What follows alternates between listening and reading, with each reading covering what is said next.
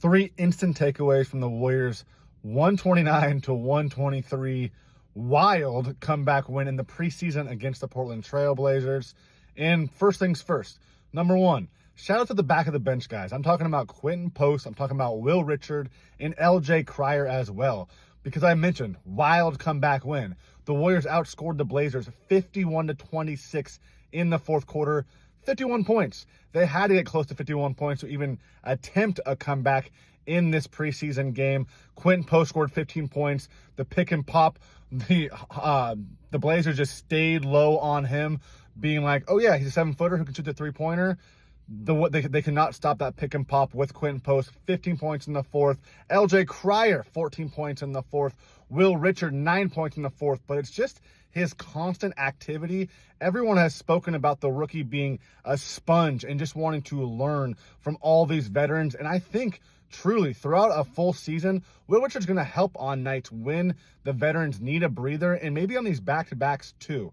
But number two, for as good as the back of the bench guys were, the actual second unit struggled, I will say. Once Steve Kerr went to his bench, after the starting group that this time had Al Horford in it, where Moses Moody stayed in the starting lineup, Brandon Podziemski went to the bench.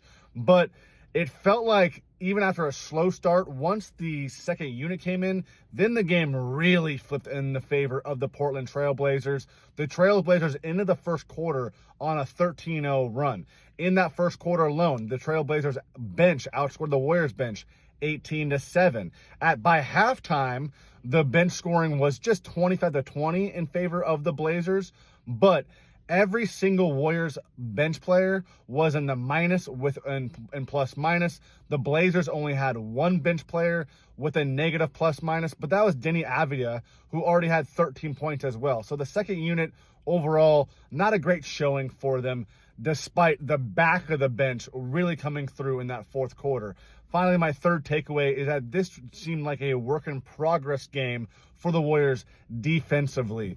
The Warriors were getting beat with speed, and they were getting beat from deep as well. And I'm talking about early on in that first half.